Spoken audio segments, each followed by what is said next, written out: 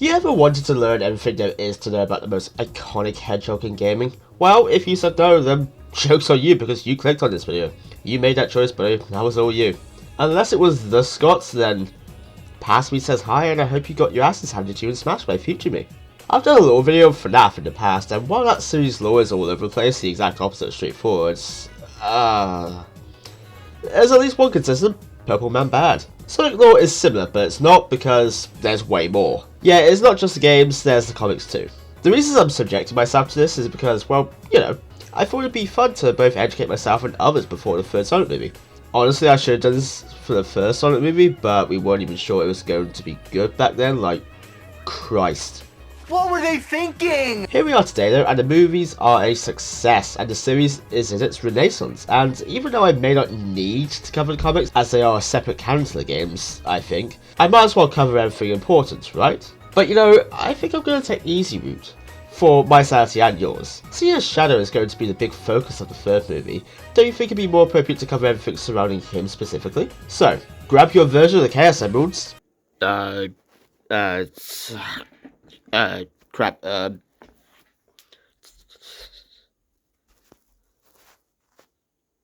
you know what this will do. And sit back, relax, and listen to me prattle on about Shadow lore for however many minutes. I may just speed this up for a joke. Long ago, aboard the space colony yacht that is in no way inspired by the Death Star, don't sue me Disney, Dr. Eggman's grandfather, Gerald Robotnik, created Shadow, who lived there alongside Maria Robotnik, Gerald's granddaughter. Oh, and so it begins.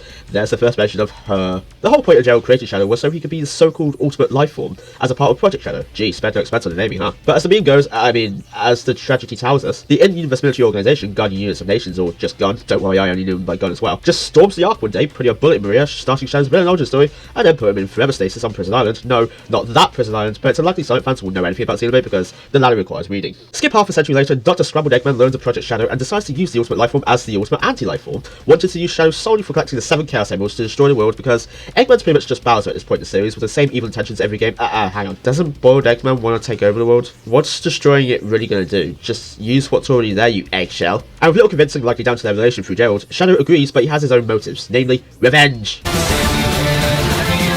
But of course, wherever Dr. Fried Eggman goes, the fast blue rat is sure to follow, along with its growing assortment of friends, including a fox with 2 tails named Tails, and an echidna who's good at punching named Knuckles. Naming. Sonic Team makes it simple. Oh, there's also Amy too. I guess Hammergill was still on the nose. Well, whatever. They thwart-poached Eggman's plans, but wait! There's more! Turns out a failsafe was put in place, immediately playing Gerald's confession on what seems to be death row, saying how he messed with Shadow's memories somehow, himself wanting revenge for his granddaughter's demise at the hands of Gun. Personally, I don't see why it was necessary to mess with Shadow's memories in order to enact revenge, because I have a feeling Shadow would have been lusting for revenge anyway. Because, you know, he was there while she was growing up and clearly cared for her before all the tampering! Well, anyway, Hammergill here begs Shadow to do something about the oncoming disaster of the entire Ark crashing into Earth. Sure, Gil, you begged the 3-foot Hedgehog to do something alongside the other 3-foot Hedgehog. But in all fairness, it's not hopeless, as Shadow can actually use the Chaos Emeralds like Sonic can, to assume a super powerful form, both of whom use their power to take out this raging lizard thing known as the Bio-Lizards, which was actually the prototype for Project Shadow. Guess the cost of living forced him to downscale the project. However, because Shadow used up so much energy in the fight with his prototype, he falls to Earth shortly after, presumed dead. Wow, Sonic, you could have saved him despite his demands, but maybe Shadow was just that desperate for a dirt nap. Can't say I blame him after all the mind f***ery, but oh boy, Adventure 2's the least of it. Sometime in the future, this Batman knockers broke into one of Dr. Sunny's side up Eggman's bases that are just kind of everywhere and heavily unguarded by anything competent,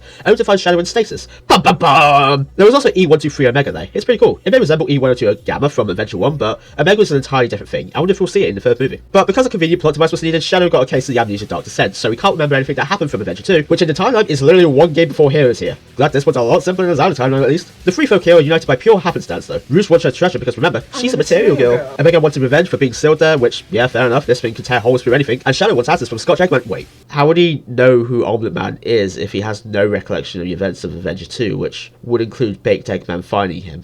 Plot convenient amnesia be damned. These 3 reskins are Sonic, Tails and Knuckles in terms of Heroes gameplay. Then team up to go find the pickled Eggman, but Shadow ends up running into these androids of him, which forces an existential crisis upon our dear Penumbra, leading him to question whether he's the original or just another android, the ship of Theseus and all that. That's not what the ship of Theseus is! However, this being a crisis that to deal with first in Metal Overlord, so Shadow shouts his existential crisis, I wish it were that easy, to help the other teams in taking down the oversized vacuum because one problem at a time here, and this is called Sonic Heroes, not Shadow Anti-Heroes, so it's not his time yet.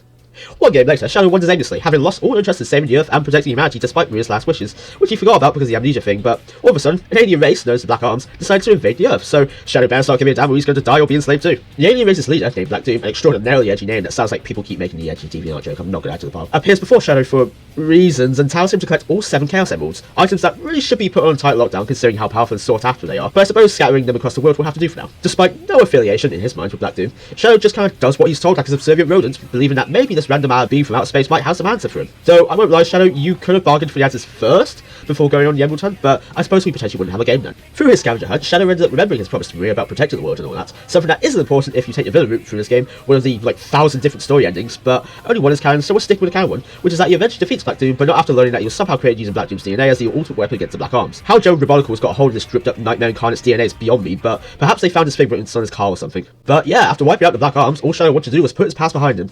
So much so, apparently, that he began working for Gun, the same lot who stormed the Ark and Control A, Control X, his childhood friend. I say childhood, but Shadow doesn't count the age. He's essentially immortal, but given he was created around the same time as Maria being on the Ark, I'm just gonna go with that. I don't know, man, I'm all for moving on, but I'd be a little less forgiving in such a relatable situation being a 3-foot hedgehog that was born in space and lost his friend in a military siege in a shoot everything on sight mission. Yeah. Whatever, plot will be plot, and both Shadow and Rouge are here to try and steal the Scepter of Darkness from Dr. X Benedict, man. Hey man, whatever you're into, but why do you even have that to begin with? They're not careful with the Scepter though, and it breaks, releasing Mephiles the Dark, a time-traveling spirit, and be if I'm going to be touching anything to do with the rest of 06's time travel subplot. Right, so that Mephiles inhabited Shadow to gain a new form and through 200 years into the future. God damn it! There, Shadow and Rouge witnessed the state of Overwatch 2 back in Season 9 and is gaslit by Mephiles after seeing a future version of himself sealed away. Kind of like in Sonic Heroes, revealing that humanity blames Shadow for how Overwatch went downhill for a while there, and offers him a chance at revenge, which... Is Mephiles implying revenge against himself? Like, it was because of Shadow that Mephistopheles was able to take form and go on to cause all the havoc seen in the future, so... Is Mephiles masochistic? Or was he just that bored? Take a cold shower, man. Shadow rejects him just like how Mercy rejected me for Sigma. That joke's not going to make sense to anyone outside of my circle of friends. And then just returns to the present because he can do that. Likely because of Chaos Control if I had to guess. And plans to seal Mephiles once more, but... Oh, noes! Mephiles is now just too powerful to be sealed because Shadow has way too much power. Buddy, listen. You're not even a problem for Shadow. If his Shadow contains that much power, then just imagine the power contained within the entirety of him. He is all of him, after all. You get it? Through some tomfoolery with the other hedgehogs, including a new one named Gold. Mephiles reunites with the being known as Iblis and becomes the time-destroying god itself, Solaris, warned about way earlier into the game with Sonic and Elise. Seems a bit counterproductive to have a god who destroys time. That's super ingredient. Whose idea was that? They should be fired. Shadow, alongside Sonic and wasted potential to Hedgehog, all then used the Chaos Emeralds to defeat Evil Dialga, which wiped it from existence, including Mephiles, which also completely wiped Shadow's memory of him entirely. Geez, Shadow, you really gotta get this forgetting thing under wraps, otherwise you might just forget you exist entirely. Way too convenient if you ask me, but nevertheless, one night far into the future, at least I think so anyway, it'd be kind of messed up if Sonic X Shadow Generations plot took place only a day after the events of 06, like damn, these guys can't catch a break. Anyway, Shadow began having these visions of his past, visions he's familiar with after they also happened before the invasion of Black Arms back in the day, where he then travels back to the Ark after kindly asking for a rocket from Gun. Yep. Kindly. Here he encounters Black Doom again, but is soon pulled into the white space that Sonic Generations takes place in thanks to the Time Eater. Yep, another being that can destroy time. The world of Sonic has a bad time destroy epidemic. While here, he's mentally tormented by Black Doom, but he gets some cool Doom powers out of it, like the ability to fly. Something he can do in his super form, but that aside, a fair enough trade-off I'd say. Mental torment for badass abilities. Weirdly, he also runs into Dr. Gerald Robotnik and Maria while here. Turns out, they've been displaced from their normal time and are soon returned to it after Shadow harnesses the full extent of Doom powers to defeat Black Doom once more. Unfortunately, knowing that doing so will truly be the last time he will see Maria alive again, as her fate is still sealed. Damn, that sucks, but the encouragement he got from both of them helped him accept his past finally, so there's something positive at least. We're almost there! At some point in the timeline, but after Generations at the very least, Shadow invades another one of Breakfast Egg McMuffin Man's random bases. These are so nondescript, I'll just assume there's at least one in every major city, which given the state of the world in Sonic Forces, I don't think I'd be too far off base. But not after easily running through a mercenary team known as the Jackal Squad, led by Wasted Potential Times Infinity, the Jackal. See what I did there? Who Shadow also easily runs through. Like, Bro made an example out of him, and all because Shadow was a Giga Chan and Infinite was a soy jack, thanks to Deviled Eggman. After Infinite was implanted with something known as the Phantom Ruby, done by its jelly and all important all. He then swears revenge on Shadow and his allies, so just like I was saying, Shadow is partial, if not wholly responsible for the events of another game kicking off. Infinite used the Phantom Ruby to create copies of some of Sonic's best villains, and Shadow, but it doesn't take long for the real Shadow to get involved, then eventually join Sonic and the rest of his anti-over-easy Eggman party and wipe out Infinite and all his forces. Like it was a gentle Sunday stroll. And that's it for Edgy the Hedgy. In the games anyway. The comics are a whole different story. And to be honest, probably won't be important for the movie anyway, because, as I said, Sonic fans can't read, so what would be the point of referencing them?